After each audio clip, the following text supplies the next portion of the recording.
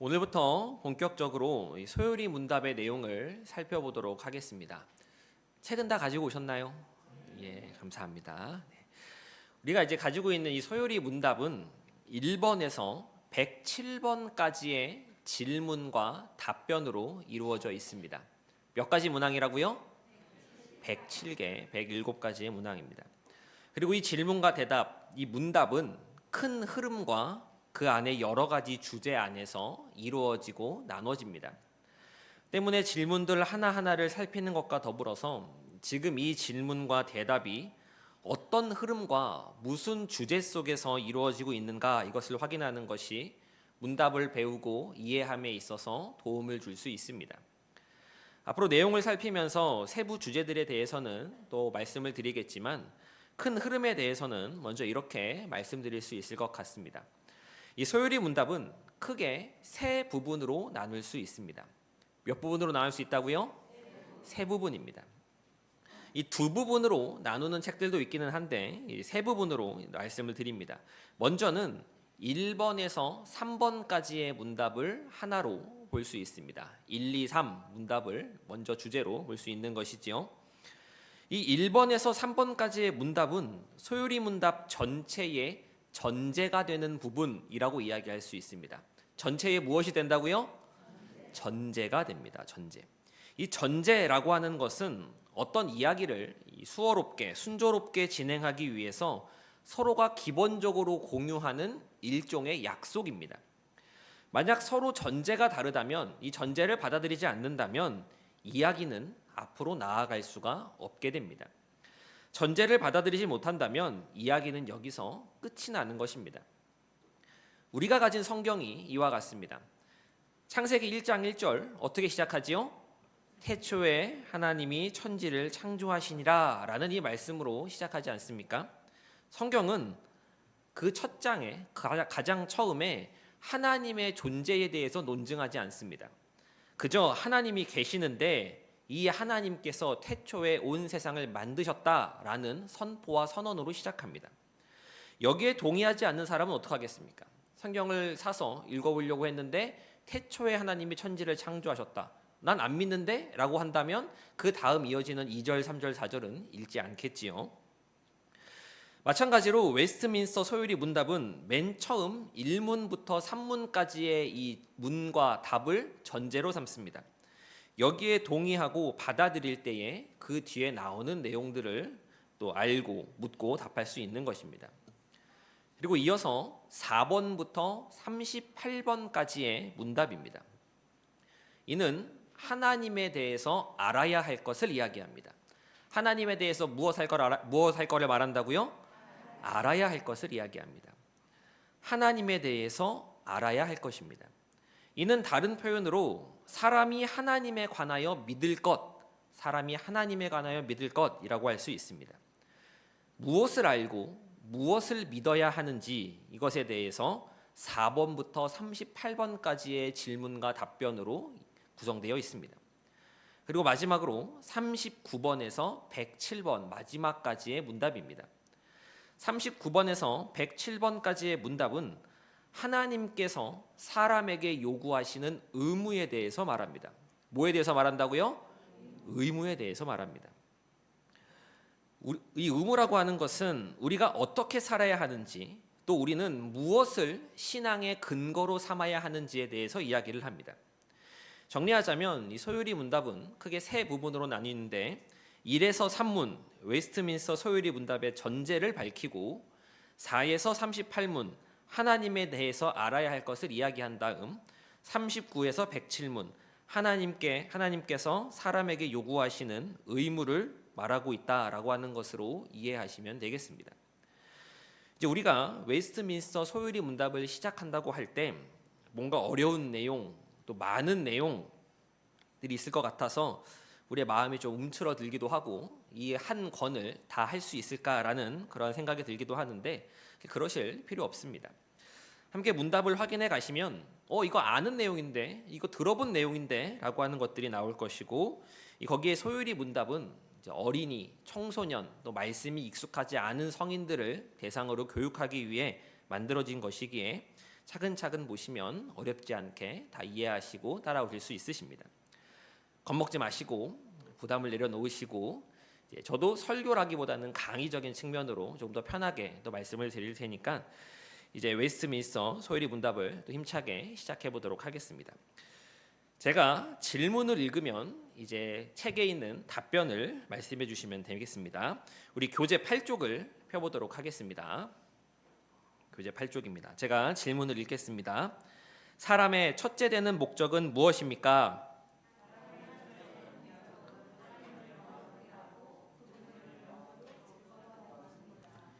우리 중요하니까 우리 한 번만 더 해보도록 하겠습니다. 사람의 첫째 되는 목적은 무엇입니까?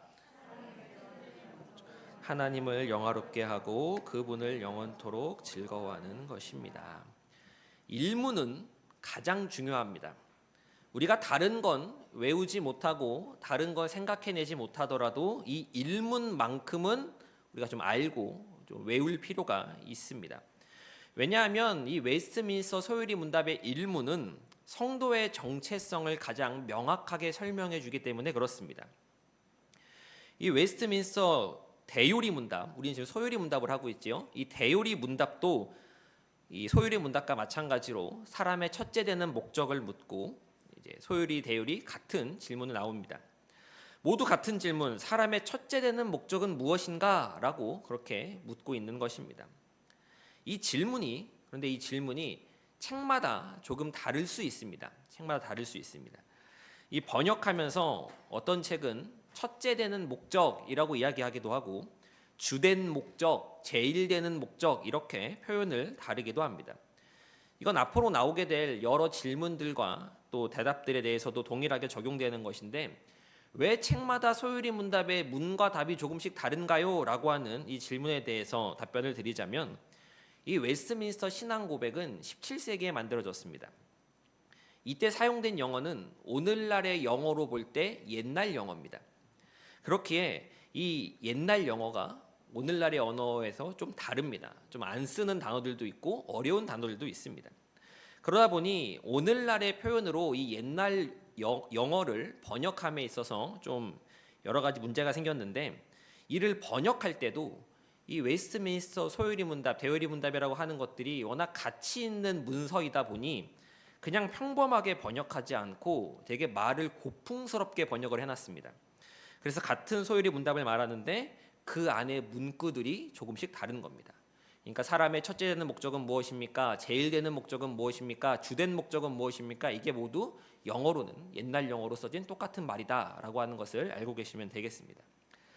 그래도 이 전하고자 하는 내용은 같다라고 하는 것이죠. 다만 그래도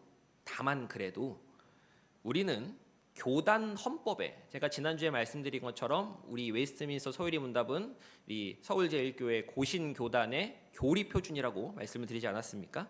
이 교단 헌법에 기록되어 있는 대로 익히면 조금 더 좋겠지요. 마침 우리가 사용하는 교재, 빨갛고 거먹고 섞어 있는 이 책, 이 교재의 저자분이 고신대 신학과 나오시고 고신대 신대원 나오신 목사님입니다. 그러다 보니 이 책의 질문과 대답은 고신교단의 교리표준에 나와 있는 것과 똑같습니다. 누가 교재를 골랐는지 모르겠지만 참 탁월한 선택을 했지요. 소가 웃으시라고 준비한 겁니다. 웃으시라고. 마치 이제 소가 뒷걸음질 치다가 쥐를 잡은 꼴이긴 한데 아무튼 그렇습니다. 그리고 우리 교회 홈페이지 보시면 우리 교회 홈페이지에도 이제 예배 이런 신경들, 사도신경과 이런 공적 신경들과 이런 문답들이 홈페이지에 있습니다. 알고 계신가요? 보시면 이제 쭉 내용들이 나오는데 그 내용들도 이제 교단 헌법에 있는 것과 같은 것이지요. 자, 다시 일문으로 돌아가겠습니다. 웨스트민스터 소요리 문답은 가장 먼저 사람의 목적을 묻습니다. 무엇을 묻는다고요? 사람의 목적입니다. 이 말은 한마디로 왜 삽니까? 무엇을 위해 삽니까? 라고 하는 것을 물어보는 질문입니다. 지난주에 말씀드렸던 것처럼 이 신앙 고백 대소요리 문답은 내전 중에, 전쟁 중에 만들어졌습니다. 여유롭고 편안한 상황 속에서 만들어진 문서가 아닙니다. 체포당할 수 있는 상황, 당장이라도 왕당파의 군대가 밀고 들어올 수 있는 상황, 언제 이 회의가 중단될지 모르는 그러한 상황입니다. 그럼 무엇을 가장 중요하게 여기겠습니까? 120여 명의 목회자, 신학자들이 모여서 우리가 이걸 왜 만들고 있죠? 우리가 이걸 만드는데 무엇을 가장 우선해야 할까요? 라고 하는 그런 고민이 있지 않았겠습니까? 그 고민 끝에 나온 것이 일문 사람의 목적인 것입니다. 세상에는 목적이 없이 살아가는 사람들이 있습니다. 그냥 태어났으니까 사는 것이지 라고 말하는 사람들도 있습니다. 그러나 소요리 문답은 첫 질문을 통해 사람의 목적을 묻습니다. 존재하는 것에는, 당신이 태어난 것에는, 인간이라고 하는 존재는 목적이 있는데 그 목적이 무엇인지를 확인하는 것입니다. 목적이 없는 삶은 허무합니다. 목적이 무엇인지 모르는 삶은 불안합니다. 하지만 성도에게는, 신자에게는 삶의 목적이 분명하게 있음을 말씀하고 있는 것입니다. 그런데 여기서 짚고 넘어갈 것은 이 웨스트민스터 소요리 문답이 사람의 목적에 대해서 이야기할 때, 물어볼 때 가볍게 묻고 간단하게 대답하지 않는다라고 하는 것에 있습니다. 세상 일은 무가치하다, 직장도 포기하고 살림도 포기하고 그저 교회만 섬겨라, 교회만 나오면 다 된다라고 이야기하지 않는다라는 것입니다. 삶에는 여러 목적이 있다는 것을 전제합니다. 그리고 그러나 그러한 목적들 위에 궁극적인 목적, 가장 첫째 되는 목적이 있으니 그것은 바로 하나님을 영화롭게 하며 그분을 영원토록 즐거워하는 것이다 라고 선언하는 것입니다. 이것이 바로 사람의 참된, 주된, 제일되는 첫째 목적입니다. 그럼 이게 무엇을 말하는 것인지 조금 더 들여다보도록 하겠습니다. 먼저 하나님을 영화롭게 하는 것입니다. 한번 따라해 보겠습니다. 하나님을 영화롭게 하는 것. 하나님을 영화롭게 한다라는 이 말은 나의 삶과 하나님의 영광 사이에 어떠한 연관성이 있다라고 하는 것을 전제합니다. 하나님은 신이시고 우리는 피조물인 인간, 사람입니다. 그렇기에 하나님의 영광, 신적인 영광과 피조물의 삶, 나의 삶은 전혀 관계가 없는 것처럼 그렇게 여겨질 수 있습니다. 하지만 그렇지 않다라는 것을 이야기하는 것이지요. 즉 하나님의 영광을 위해서 내가 살아간다라는 것입니다.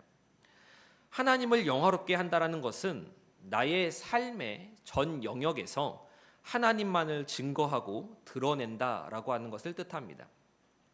나의 존재를 비롯한 모든 부분에 있어서 그 근거를 하나님께 두고 하나님을 인정하며 하나님의 선하심과 인자하심과 자비하심과 영원하심과 거룩하심을 찬양하는 것입니다. 좀 더 쉽게 말하자면, 제가 좀 어렵게 말씀을 드렸는데 조금 더 간단하고 쉽게 말씀을 드리자면, 하나님을 나의 창조주로 인식하고 인정하는 것. 나의 하나님을 무엇으로 인식하고 인정한다고요? 창조주 하나님으로 받아들이는 것. 그리하여 하나님을 사랑하고 순종하는 것이 곧 하나님을 영화롭게 하는 것이다 라고 그렇게 말씀드릴 수 있습니다. 이 하나님을 영화롭게 한다라는 이 대답의 중요한 특징은 관심의 초점이 나에게 있는 것이 아니라 하나님께 있다라고 하는 것이 중요합니다. 관심의 초점이 누구에게 있다고요? 내가 아니라 하나님께 있습니다. 질문은, 웨스트민스터 소요리 문답의 질문은 사람의 목적을 묻지만 답변은 하나님의 영광을 이야기합니다. 엉뚱한 대답처럼 느껴지기도 합니다. 왜 그럴까요? 사람은 언제나 자기중심적이며 내 삶은 나의 것이라고 여기기 때문에 그렇습니다. 이건 성도라고 다를 것이 없습니다. 사람이라면 죄 가운데서 태어나 죄된 본성이 이미 그 마음 깊숙이 자리 잡고 있는 사람이라면 이 사고에서 벗어날 수 없습니다. 내 삶은 나의 것, 나는 나 중심적이라고 하는 것에서 벗어날 수가 없는 것이죠. 그러나 그럴 때마다 아니야, 모든 것이 하나님께서 주신 것이야. 이 생명도 호흡도 건강도 직장도 자녀들도 모든 것이 하나님께서 주신 것이야 인식하며 하나님의 은혜를 생각하고 하나님을 드러내며 살아야 할 것을 일문의 첫 번째 대답이 가르치고 있는 것입니다. 나의 모든 선택 기준이 내가 아니라 하나님을 향해 있는 것, 이것이 사람의 목적에 맞게 사는 삶이며 참된 신앙인의 삶입니다. 내 판단이 선택의 기준이 되지 않습니다. 내가 아니라 하나님이 먼저인 삶, 이것이 하나님 백성과 세상 사람들의 구분점이고 피조물로서 창조주께 영광을 올려드릴 수 있는 방법입니다. 나는 그냥 태어난 존재, 어쩌다 태어난 존재가 아니라 하나님께서 만드시고 하나님께서 모든 것을 주신 하나님의 피조물이다라고 받아들이는 것이죠. 세상의 일반 사람들에게, 믿지 않는 사람들에게 삶의 목적을 묻는다면 모른다라는 대답부터 돈을 많이 버는 것, 좋은 차, 좋은 집, 좋은 옷을 입는 것이라고 대답한다거나 해외여행을 많이 다니고 걱정과 아픔 없이 오래 사는 것이라고 대답을 할 겁니다. 그런데 사람들이 말하는 이러한 삶의 목적은 결국 내가 행복하게 잘 사는 것으로 귀결됩니다. 내가 행복하게 잘 사는 것입니다. 오늘날 이러한 생각이 너무나 보편화되고 또 널리 퍼져 있어서 이러한 개인의 행복 추구가 마치 절대적 진리처럼 변하지 않는 목표처럼 되었습니다. 우리에게도 그러한 생각들이 아무런 저항감 없이 다가오지 않습니까? 사람의 목적, 행복하게 살다가 죽는 것, 이것이 우리 마음 가운데 뭔가 거슬리거나 마음 가운데 걸림이 되지 않지 않습니까? 그러나 하나님의 영광을 위해 살아간다, 하나님을 영화롭게 하는 것이다 라고 하는 이 소요리 문답의 대답은 관심사를 내 행복에 두지 않습니다. 당신이 행복해지든 당신이 불행해지든 그건 내 알 바 아닙니다, 관심이 없습니다 라고 이야기하는 것이 아닙니다. 관심을 하나님께 두면 사람의 행복은 저절로 따라오게 되는 것이기에 이렇게 이야기할 수 있는 것입니다. 이것이 어떻게 가능한 것일까요? 하이델베르크 요리문답 1문의 1답은 이렇게 이야기를 합니다. 같이 한번 읽어보도록 하겠습니다. 시작. 나는 나의 것이 아니요 주구나 몸과 영혼이 모두 나의 신실하신 구주 예수 그리스도의 것입니다. 나는 나의 것이 아닙니다. 나를 사랑하시고 나를 위해 이 땅에 오셔서 죽으시고 부활하셨으며 곧 다시 오실 누구의 것이라고요? 예수 그리스도의 것입니다. 나의 모든 행복은 내가 추구하는 데서 나오는 것이 아니라 이 예수 그리스도로 말미암아 나오는 것입니다.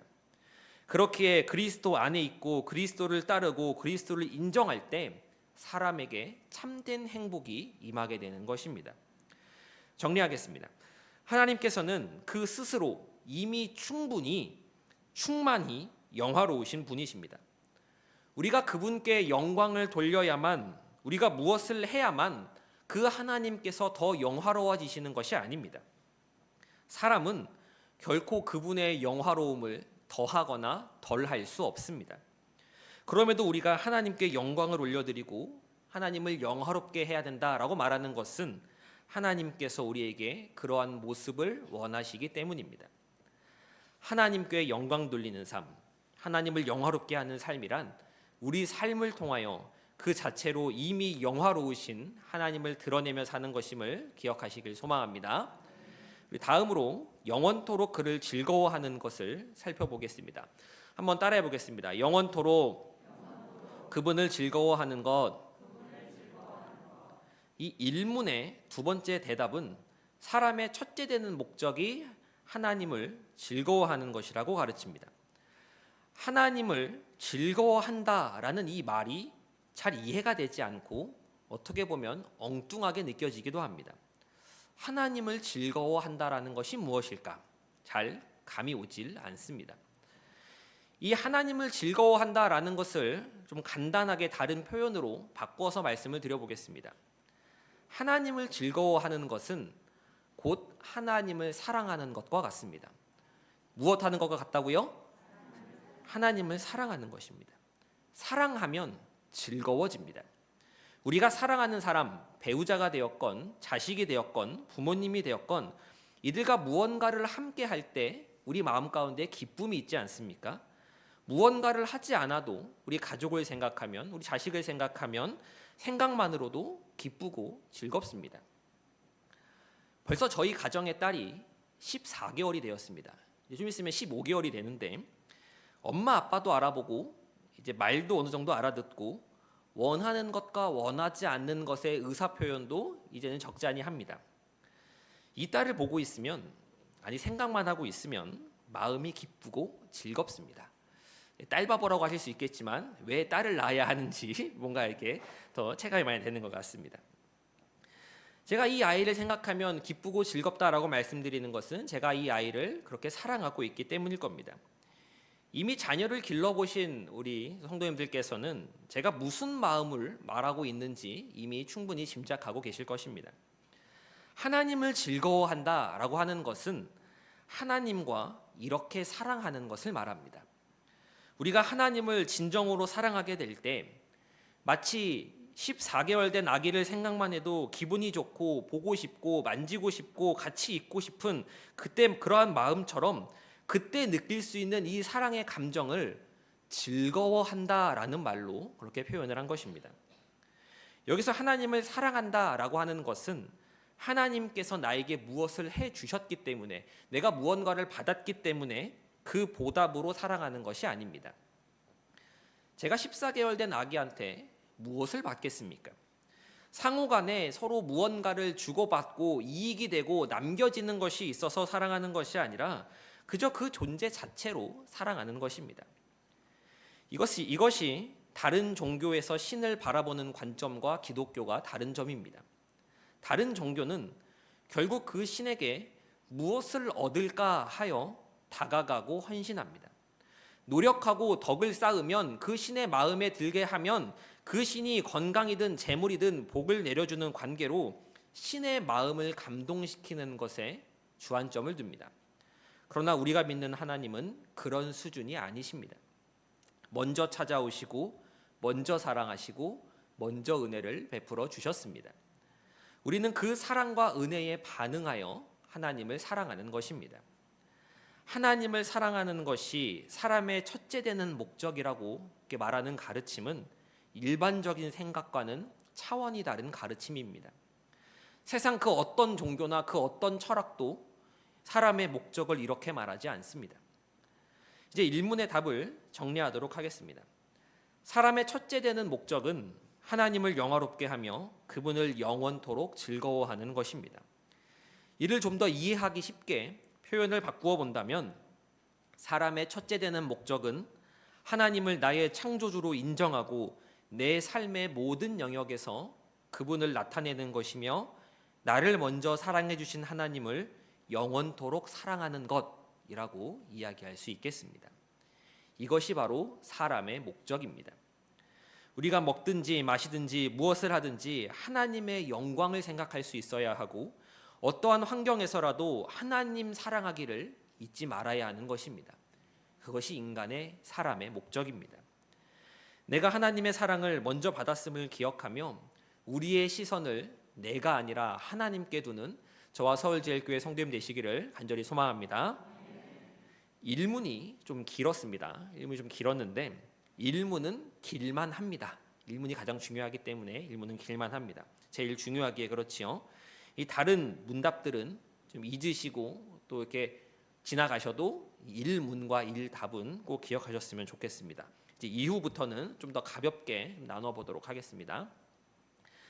다음으로 이제 이문을 볼 텐데 이문과 삼문은 세트입니다. 세트. 뭐라고요? 세트입니다. 같이 이제 묶을 수 있는 것이죠. 어떤 주제를 말하는가 하면 성경을 말합니다. 이문과 삼문이 말하는 것은 무엇이라고요? 성경입니다. 성경.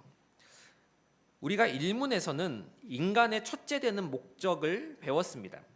그럼 그 목적을 위해 어떻게 하면 되는지 이제는 방법을 배울 차례입니다. 무엇을 배운다고요? 방법을 배웁니다. 하나님께서는 인간에게 목적을 주셨지만 그 목적을 위한 방법까지도 구체적으로 주셨습니다. 그것이 무엇인지 나눠보도록 하겠습니다. 우리 교재 10쪽입니다. 제가 질문을 읽겠습니다. 하나님께서 우리에게 무슨 법칙을 주셔서 그분을 영화롭게 하고 즐거워하게 하셨습니까?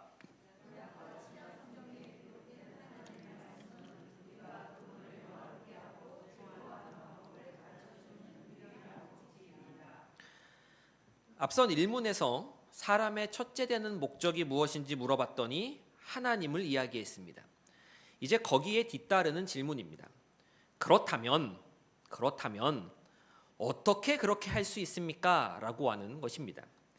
이제는 방법론에 대한 이야기입니다. 이렇게 생각하여 질문할 수 있습니다. 인간의 목적을 알았습니다. 그럼 알아서 잘하면 되는 거 아닙니까? 그 방법도 물어보고 그 방법에 대해서도 알아야 합니까? 왜 방법을 알아야 하는 것인가? 라고 한다면 간단합니다. 인간은 하나님을 영화롭게 하고 하나님을 영원토록 즐거워하는 그 방법을 모르기 때문입니다. 하나님에 대한 인식, 하나님에 대한 알문, 시간이 지나면 자연스럽게 알아진다거나 경험을 통해 알 수 있는 영역이 아닙니다. 하나님을 어떻게 영화롭게 하고 즐거워할 것인지에 대해 하나님께 영광을 돌리는 삶, 하나님을 사랑하는 삶에 대해 인간은 알 수 없다라는 이야기입니다. 그래서 하나님께서는 우리에게 법칙을 주셨습니다. 무엇을 주셨다고요? 법칙입니다. 이 법칙 없이 우리는 하나님을 제대로 영화롭게 할 수 없고 그분을 사랑하지 못합니다. 즐거워할 수도 없습니다. 그러나 우리가 이 법칙을 바로할 때 일문의 답, 하나님을 영화롭게 하고 영원토록 그분을 즐거워하는 것을 실천할 수 있게 되는 것입니다. 우리가 믿는 기독교는 하나님께서 우리에게 뭔가를 알려주시는 종교입니다. 뭐 하시는 종교라고요? 알려주시는 종교입니다. 일반적으로 세상에 있는 종교라고 말하는 것들은 근원을 추구합니다. 사람과 세상의 근본 진리를 탐구하거나 추구하는 것입니다. 이 추구하는 주체는 사람입니다. 거기에는 사람이 뭔가를 계속해서 탐구하고 연구하고 고민하고 명상하다 보면 스스로 알아챌 수 있다. 사람의 기원에 대해서, 세상의 기원에 대해서, 신의 존재에 대해서 알아낼 수 있는 능력이 있다라고 보는 전제가 있습니다.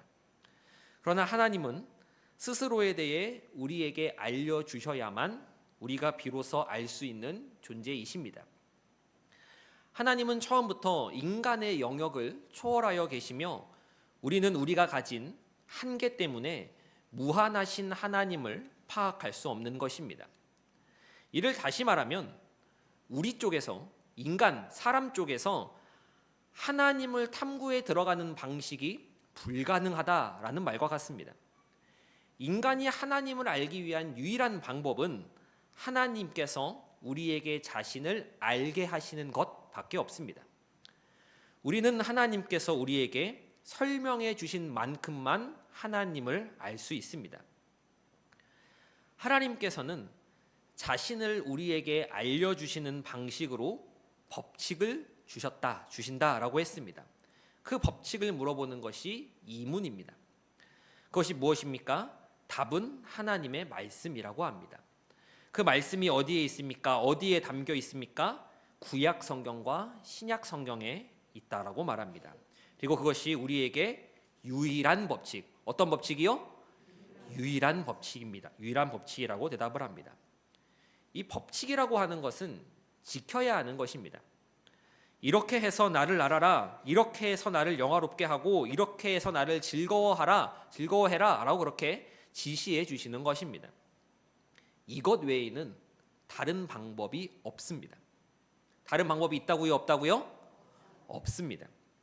하나님을 영화롭게 하고 즐거워하기 위한 법칙, 그것은 우리에게 주어진 기록된 주의 말씀 성경에만 있습니다. 우리가 성경을 우리의 유일한 법칙으로 삼을 때 비로소 우리는 하나님을 영화롭게 하고 그분을 영원토록 즐거워할 수 있게 되는 것입니다. 이제 간혹 이제 세상을 살다 보면 성경 외에 하나님의 말씀을 들었다라고 주장하는 분들이 계십니다. 하나님의 말씀을 통해 하나님을 만나고 하나님을 알게 되는 것이지 성경을 배제한 상태에서 직통 계시를 받아서 어디 산에 올라가서 직통 계시를 받았건 어디 감옥에 들어갔다가 직통 계시를 받았건 이렇게 말하는 것은 둘 중에 하나입니다. 거짓말이거나 자기만의 착각입니다. 성경과 다른 내용의 메시지를 직접 받은 경험이 설령 있다, 많이 쳐줘서 없지만 있다라고 그렇게 하더라도 그것은 하나님이 주시는 것이 아니며 아무런 권위도 없고 아무런 유익도 되지 못합니다. 그러한 주장들, 성경을 떠나서 내가 직통 계시를 받아서 하나님 나에게 환상을 보여주셔서 내가 이러한 계시를 받았다라고 말하는 이러한 주장들은 교회의 2000년 역사 가운데 모두 예외 없이 이단으로 배척받았습니다. 역사적으로 수없이 반복된 분명한 잘못이기 때문에 오늘날이라고 직통 계시가 인정되고 용납되는 경우는 없습니다. 우리에게는 오직 하나님의 말씀, 오직 계시는 우리에게 주어진 성경 말씀뿐입니다. 아멘이십니까? 이 성경을 배우지 않으면 아무리 세상에서 많이 배우고 도덕적 수준이 높아도 사람의 첫째 되는 목적에 결코 이를 수 없습니다. 하나님께서는 우리가 하나님을 영화롭게 하고 즐거워하기 위한 방법까지도 친히 주셨고 성경을 통해 우리에게 가르쳐 주셨습니다. 이 사실이 중요합니다. 가르치시는 분은 인간이 아니라 누구요? 하나님이십니다. 기독교의 특징은 아까도 말씀드렸지만 하나님께 모든 것을 받는다라고 하는 점입니다. 우리의 존재도 하나님께 받았지만 그 존재가 어떻게 살아야 하는지에 대해서 목적과 방법과 과정까지도 하나님께 선물로 받았습니다. 그래서 기독교에서는 감사라고 말하는 것입니다. 우리가 앞으로 배우는 모든 것의 결론은 사문을 배우던 65문을 배우던 80문을 배우던 107문을 배우던 우리가 배우는 모든 것의 결론은 다 감사가 되어야 합니다. 무엇이 되어야 한다고요? 감사입니다. 우리 공부의 목적도, 교리 공부의 목적도 우리에게 선물로 주시고 자신을 밝히신 하나님에 대한 감사가 되어야 합니다. 그러한 의미에서 웨스트민스터 소요리 문답 1문과 2문은 전체의 전제가 되는 것입니다. 3문도 세 번째 질문까지도 전제이기는 하나 이 3문부터는 성경에 대한 내용을 다루기 때문에 1문과 2문이 핵심 전제라고 이야기할 수 있습니다. 1문, 2문 이 두 가지 질문과 답에 동의하지 않으면 소요리 문답을 더 이상 배울 수가 없는 것입니다. 중요한 것 가운데 중요하다라는 의미입니다. 자, 이제 한 장 넘기셔서 3문으로 가보도록 하겠습니다. 제가 3문을 읽겠습니다. 성경은 주로 무엇을 가르칩니까?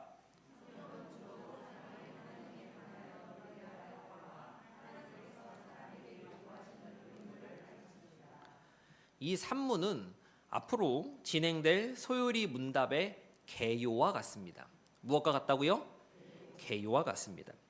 하나님에 관하여 믿어야 할 바와 하나님께서 사람에게 요구하시는 의무를 말하는데 하나님에 관하여 믿어야 할 바 여기가 이제 4번부터 38번까지의 이제 문답의 내용이 되겠고 하나님께서 사람에게 요구하시는 의무는 39번에서 107번까지의 문답이 되는 것입니다. 4에서 38번의 문답은 주로 삼위일체 하나님 및 그 하나님의 일하심과 결과에 대한 내용을 다루고 뒤이어 이어지는 39에서 107번까지의 문답은 앞서 배운 그 하나님께서 우리가 지키고 따르기 원하시는 내용이 무엇인지를 다루고 있습니다. 또한 그 법을 지키며 살아갈 수 있도록 우리에게 어떤 배려를 하셨는지도 가르쳐주고 있다라고 말씀드릴 수 있겠습니다. 이 2문과 3문의 대답은 소요리 문답 1문에서 살펴보았던 대답으로 수렴합니다. 우리가 성경을 통해 배우는 이 모든 것들은 결국 하나님을 영화롭게 하고 그분을 영원토록 즐거워하는 삶을 위한 것입니다. 우리의 모든 삶의 초점은 우리 하나님께 있습니다. 믿으십니까? 이 사실을 기억하시면서 또 소요리 문답을 함께 나누어 가시는 저와 서울제일교회 모든 성도님 되시기를 간절히 소망합니다.